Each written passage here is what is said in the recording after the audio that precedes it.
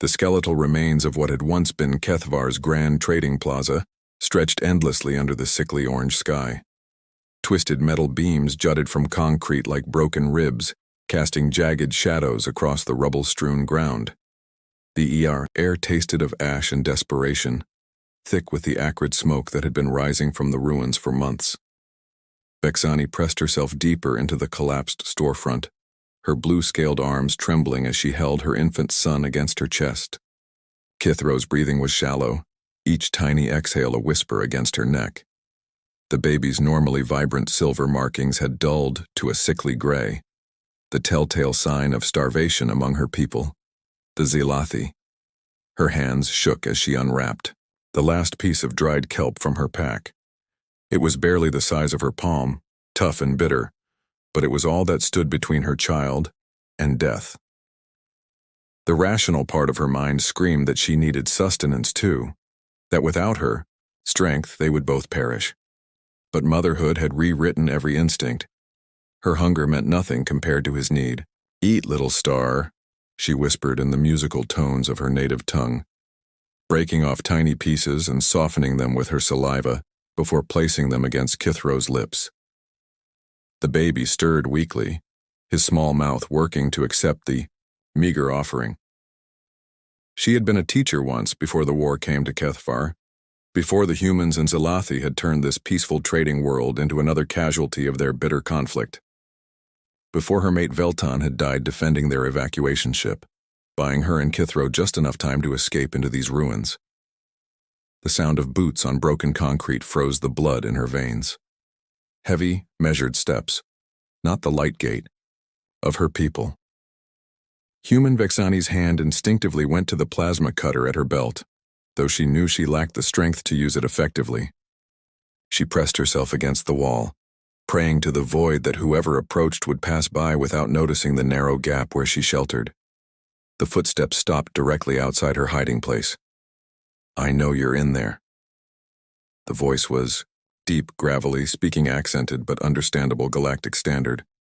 "I'm not going to hurt you." Vexani's grip tightened on her weapon. Lies. Humans were destroyers. Killers. Everyone knew this. They had proven it across a dozen worlds.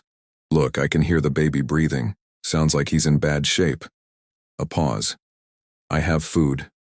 The words hit her like a physical blow. Food. The weapon slipped from her nerveless fingers. Figure appeared in the gap, tall, broad-shouldered, wearing the remnants of what looked like military fatigues. His skin was dark, weathered by sun and hardship, and his brown eyes held a weariness that spoke of too many battles. A thick beard covered the lower half of his face, streaked with premature gray. But it was what he held in his hands that made Vexani's breath catch. Ration packs. Real food, not the scrap she'd been surviving on for weeks. "My name's Jake Morrison," he said, slowly lowering himself to a crouch at the entrance. "I'm guessing you haven't eaten in days." She stared at him. Every warning her people had given her about human cruelty warring with the desperate hope clawing at her chest. "Why?" she managed, her voice barely a rasp. Jake's eyes softened as they focused on the baby in her arms. "Because you just gave your last bite to your kid instead of eating it yourself." He set one of the ration packs on the ground between them, then slowly pushed it toward her with his boot. "And because someone should have done the same for my daughter when I wasn't there to protect her." Something in his tone, raw grief barely held in check, made her lower her guard. This wasn't the voice of a conqueror or a killer. This was the voice of a father who understood loss. With shaking hands, Vexani reached for the ration pack, and in that moment, everything she thought she knew about humans began to crumble. 3 days had passed since Jake Morrison had shattered every preconception Vexani held about humans. The makeshift shelter he'd constructed in the deeper ruins of an old medical center was a marvel of ingenuity. Salvaged metal sheets angled to catch rainwater, insulation torn from abandoned vehicles, and a small heating unit that somehow still functioned despite half its components being held together with military-grade tape. "You're a scavenger," Vexani observed, watching Jake meticulously clean his rifle in the dim light of their hideout.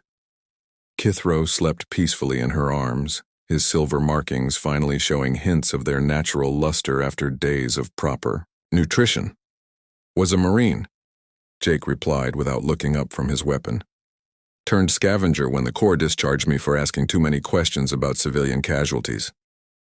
His hands moved with practiced precision, each motion economical. And sure, turns out they don't like it when you refuse orders to shell evacuation sites. The admission hung between them like a bridge neither had expected to build. Vexani studied his profile in the flickering light, noting the tight lines around his eyes that spoke of old pain. That's why you help. That's why I try to sleep at night. Jake's voice carried the weight of 1,000 regrets. He finally looked up, meeting her gaze. Your people call me human, but most days I wonder if I've got any humanity left. Vexani shifted closer, close enough to feel the warmth radiating from his body. The action surprised them both. You gave us food when you didn't have to. You built us shelter. You've asked for nothing in return. Her voice dropped to barely above a whisper. That seems very human to me. Jake's hand stilled on his rifle. Your mate, what was he like? The question should have brought pain, but somehow sharing felt natural in this bubble of safety they'd created.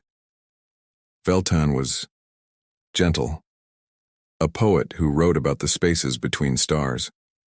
He used to say that the universe was too vast for hatred to fill it. She touched the simple pendant around her neck, carved from bone in the traditional Zilathi style. He died believing that even in war, there could be beauty. He sounds like a good man. He was. Vexani's free hand found Jake's arm, her fingers tracing the faded tattoo visible beneath his rolled sleeve. You have ink marks. What do they mean? Jake glanced down at the elaborate design wrapping his forearm, a phoenix rising from flames, wings spread wide. Got it after my first tour. Thought I was being reborn, leaving the farm boy behind to become a warrior. He laughed bitterly. Turns out I was just learning different ways to die. And this one? Her finger moved to a smaller marking on his wrist, a child's handprint in purple ink. Jake's breath caught. That was Emma's hand, my daughter. She was 4 when she pressed her palm into the ink pad, laughing like it was the best game ever. His voice cracked. I was deployed when the plague hit their colony. By the time I got leave to come home, there was no home left. Vexani's heart clenched at the raw anguish in his voice. Without thinking, she placed her palm over the faded handprint, covering it with her own. She knew you loved her. Did she?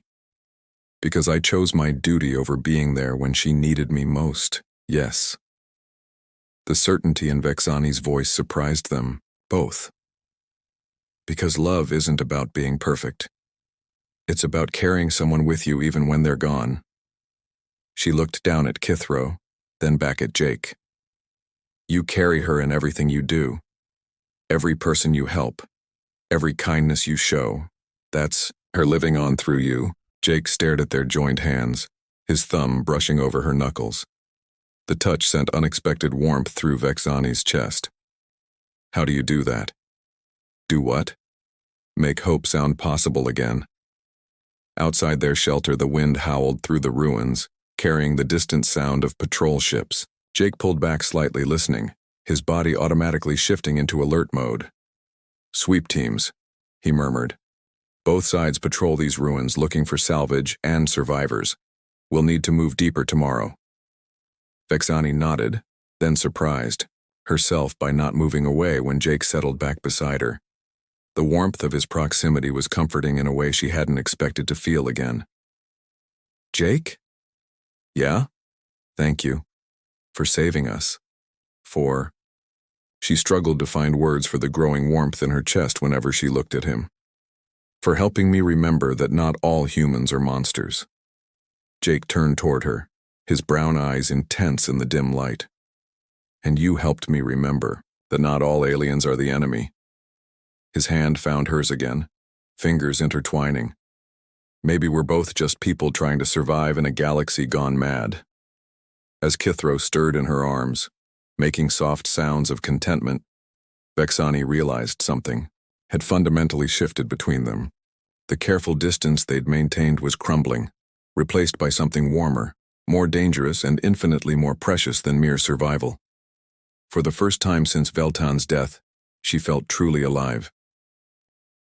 The subterranean tunnels beneath Kethvar's capital had once carried goods between the major trade districts. Now they served as a lifeline for those desperate enough to risk the journey through their flooded, unstable depths. Jake moved with practiced stealth through the knee-deep water, one hand trailing along the tunnel wall for guidance, the other supporting Vexani as she carried Kithro in a makeshift sling against her chest. "How much further?" she whispered, her voice echoing softly off the curved walls. "2 more kilometers to the junction. That's where we meet my contact." Jake paused, listening to the distant rumble of heavy machinery above.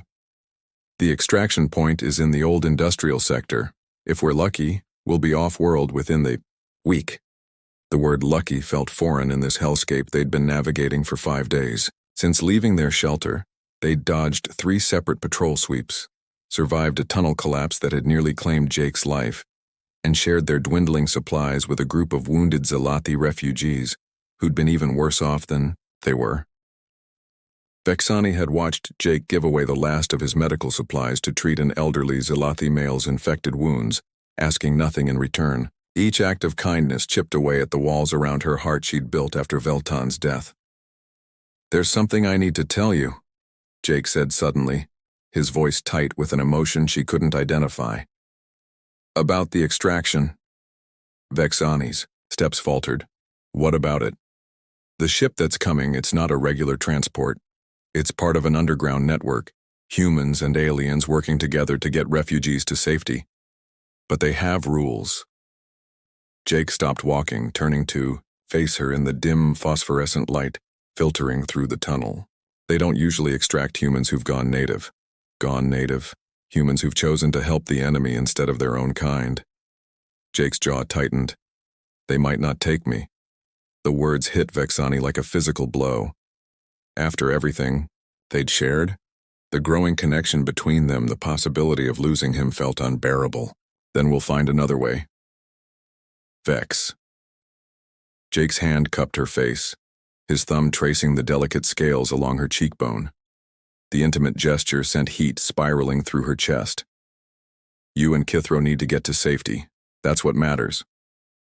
What matters is staying together." The words tumbled out before she could stop them, heavy with implications neither had been brave enough to voice. "I won't leave you behind, Jake. Not after everything we've been through." His eyes searched hers in the dim light, and she saw the exact moment his careful control cracked. "Vexani, I know it's impossible. I know we're different species, that there's a war between our peoples, that nothing about this makes sense." Her voice dropped to barely above a whisper. "But I can't imagine facing whatever comes next without you." Jake's other hand found her waist, pulling her closer despite the baby between them. "You have no idea how long I've wanted to hear you say that." "Then why do you look so sad?" "Because wanting something and being able to have it are 2 different things." Jake's forehead touched hers, their breath mingling in the close space. "I'm a broken-down ex-Marine with more scars than sense, and you're—" "What? What am I?" "You're the most beautiful thing I've ever seen, inside and out. You're brave and kind, and you've brought light back into a world I thought had gone completely dark." His voice roughened with emotion. "And you deserve so much better than what I can offer." Vexani's free hand fisted in the front of his shirt, pulling him even closer. "Don't you dare decide what I deserve. That's my choice to make." The kiss was inevitable, a collision of need and desperation and hope they'd both been fighting for days. Jake's lips were warm and gentle despite the roughness of his beard, and Vexani felt something inside her chest unlock and unfurl like a flower seeing sunlight for the first time since Veltan's death. When they broke apart, both breathing hard, Jake rested his forehead against hers again. "This is crazy." "The best things usually are." Vexani smiled, feeling giddy and terrified and more alive than she had in months. "We'll figure it out, Jake, together." A splash in the tunnel behind them made them both freeze. Jake's hand immediately went to his sidearm, his body positioning itself protectively between Vexani and whatever was approaching. "Easy there, Marine." The voice that echoed through the tunnel was female, accented with the distinctive drawl of the outer colonies. "Unless you want to explain to my boss why you're pointing a gun at your ride off this rock." A figure emerged from the shadows. A woman in her 30s with close-cropped red hair and cybernetic implants gleaming along her temple. She wore the practical clothing of a ship's engineer, but Vexani could see the telltale bulge of concealed weapons beneath her jacket. "Captain Torres?" Jake lowered his weapon but didn't holster it. "The one and only. Though after the risks I'm taking coming down here personally, you better have something damn good to trade for passage." Jake's jaw tightened. "I have 2 refugees who need transport to neutral space, a mother and infant." Captain Torres's gaze shifted to Vexani, taking in her alien features with calculating eyes. "And what about you, soldier boy? Last I heard, you were persona non grata with both sides of this conflict." "I'm not looking for passage," Jake said quietly. "Like hell you're not." Torres stepped closer, her voice dropping to a whisper that somehow carried more authority than a shout. "Because if you think I'm separating a bonded pair, you clearly don't know the first thing about interspecies psychology." Vexani's hearts, both of them, stuttered in her chest. Bonded pair. Was it that obvious? Torres caught her expression and grinned. "Honey, I've been running refugees for 3 years. I can spot a mated couple from orbit regardless of species." She looked between Jake and Vexani with something approaching approval. "The question is whether you two are ready to admit it to yourselves." The safe house Captain Torres led them to was a study in contrasts. The exterior was a bombed-out warehouse that looked abandoned, but the interior had been converted into a sophisticated operations center complete with medical facilities, communications, equipment, and living quarters for a dozen refugees. Vexani found herself in a small room with Jake, finally alone for the first time since the tunnels. Kithro slept peacefully in a real crib, the first proper bed he'd had since they'd fled. The ruins. The sight of her son safe and fed should have filled Vexani with relief, but instead she found herself more nervous than she'd been facing enemy patrols. Torres was right, wasn't she? Jake's voice was quiet, uncertain. He stood near the narrow window, looking out at the controlled chaos of the refugee camp beyond. "About us being bonded." Vexani's hands trembled as she smoothed down her travel-worn clothes, trying to find courage she'd never needed before. "Among my people, we don't bond lightly. It's not just attraction or companionship, it's a recognition of souls." She moved closer to him, drawn by an invisible thread she could no longer ignore. "When I look at you, I see someone I could spend my life learning to love more deeply each day." Jake turned from the window, his brown eyes intense with an emotion that made her breath catch. "Vex, I need you to understand something. I'm not a whole man anymore. I've done things, seen things that left marks on my soul that might never heal. You deserve someone who can give you everything, not someone who's barely holding himself together. Do you think I'm whole?" The question stopped him short. Vexani stepped closer, close enough to feel the heat radiating from his body. "I'm a widow carrying grief I thought would drown me. I'm raising a child alone in the middle of a war that killed his father. I wake up some nights screaming from dreams about watching Veltan die." Her voice dropped to a whisper. "But with you, I feel like maybe broken pieces can fit together to make something new." Jake's hand rose to cup her face, his thumb brushing away a tear she hadn't realized had fallen. "You're not broken, Vex. You're the strongest person I've ever met. Then stop trying to protect me from my own choices." She covered his hand with hers, leaning into his touch. "I know what I'm asking for, a life that won't be easy. Love that crosses every boundary our peoples have drawn. But I also know that when I think about tomorrow, I can't imagine it without you." The distance between them closed slowly, reverently, as if they were approaching something sacred. When Jake's lips met hers this time, it wasn't desperate like in the tunnels. It was a promise, a claiming, a recognition of something that had been building between them since that first shared meal in the ruins. Vexani's hands fisted in his shirt, pulling him closer as the kiss deepened. She could taste the salt of unshed tears, could feel the barely controlled tremor in his hands as they traced the scales along her neck with wonder and reverence. "I love you," she whispered against his lips, the words feeling both foreign and inevitable. "I know it's too soon, I know it's impossible, but I love you, Jake Morrison." Jake's breath hitched, his forehead pressing against hers as his eyes closed tight.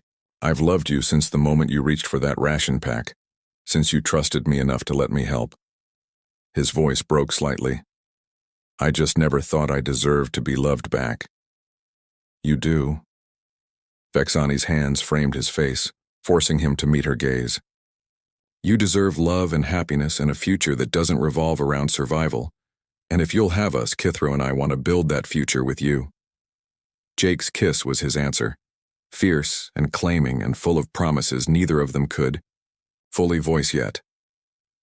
When they broke apart, both breathing hard, Vexani could see her own wonder reflected in his eyes.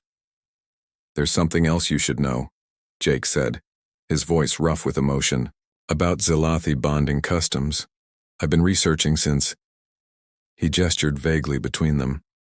"Since this became something I couldn't ignore anymore." Vexani's heart stuttered. "What did you learn?" "That when a Zelathi chooses a life mate, there's a ceremony.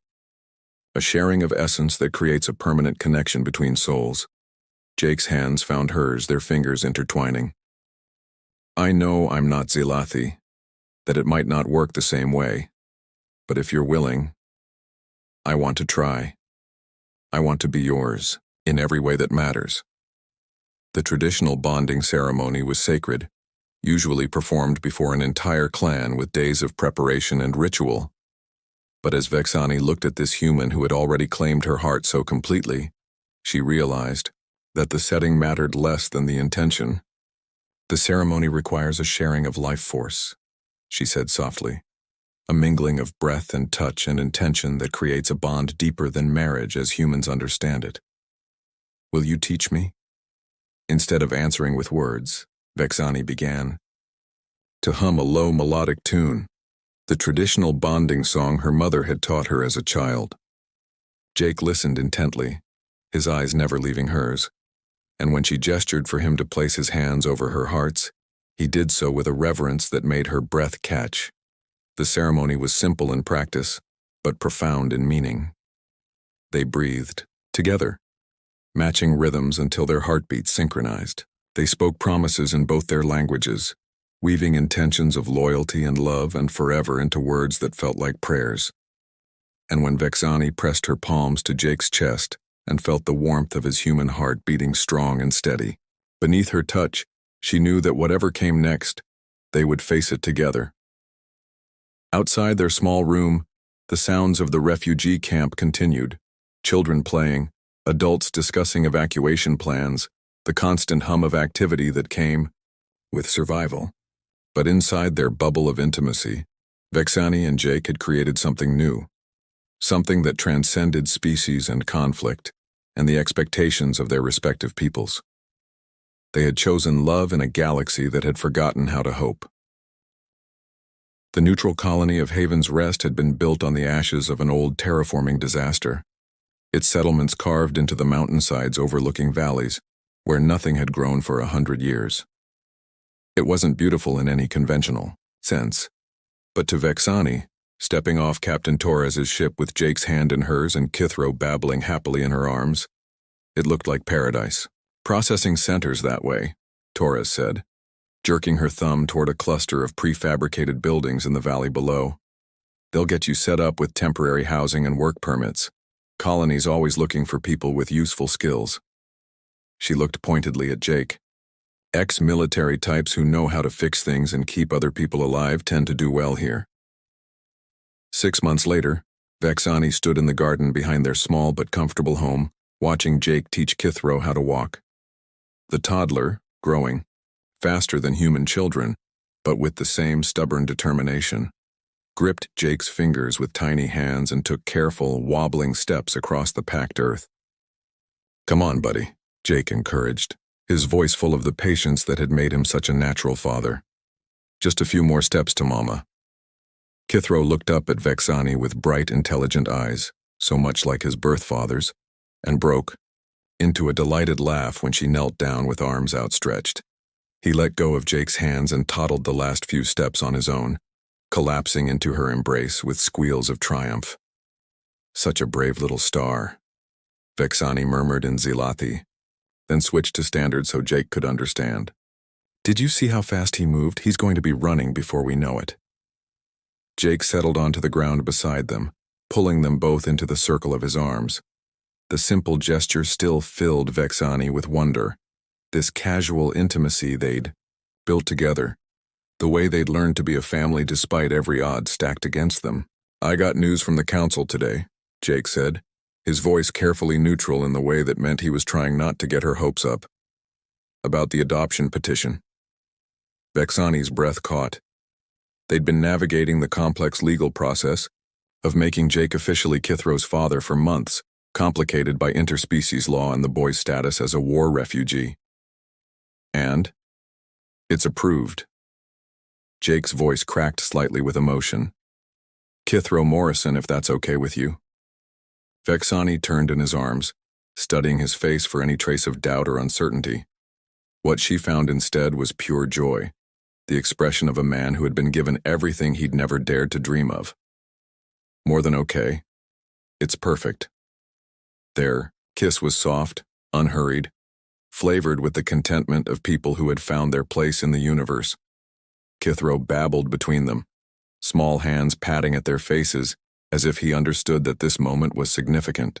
"There's something else," Jake said when they separated, his eyes twinkling with barely contained excitement. "The colonial administration offered me a position heading up the refugee integration program. It's mostly logistics and coordination, helping new arrivals get settled, but it's important work." Vexani finished, her heart swelling with pride. "Work that matters. Work that keeps families together instead of tearing them apart." Jake's hand found hers, their fingers intertwining in the gesture that had become as natural as breathing. "I wanted to make sure you were okay with it before I accepted. It would mean longer hours sometimes, travel to other colonies." Vexani smiled, thinking of the teaching position she'd been offered at the local school, working with both human and alien children to help them adapt to their new home. "I think we've both found our calling here." As the sun set over the harsh beauty of Haven's Rest, painting the sky in shades of purple and gold that reminded Vexani of the scales that marked her as Zilathi, she reflected on the journey that had brought them here. They'd traveled from desperation to hope, from enemies to lovers, from broken individuals to a family bound by choice rather than blood. The galaxy still raged with war beyond their small haven, but here in their garden, with dirt under their fingernails and love filling the spaces between heartbeats, they had created something revolutionary, proof that compassion could transcend species, that love could bloom in the darkest places, and that sometimes the most profound act of rebellion was simply choosing to build a life together. Kithro fell asleep in Jake's arms as they walked back to the house, his small body completely relaxed with the trust of a child who had never known anything but safety and love from the man who had chosen to be his father. Vexani watched Jake's face as he carried their son, and saw her own wonder reflected there. They had each thought themselves broken beyond repair, but together they had learned that broken things could still hold infinite beauty, that scars could be maps of survival rather than marks of defeat, and that the heart's capacity for love was limited only by the courage to risk it. In a universe that had tried to teach them that differences meant enmity, Jake Morrison and Vexani had chosen to write a different story. One word, one day, one act of impossible kindness at a time, they had built a love that would echo through the generations, proof that even in the darkest times, humanity's greatest strength was not its capacity for war, but its infinite capacity for hope.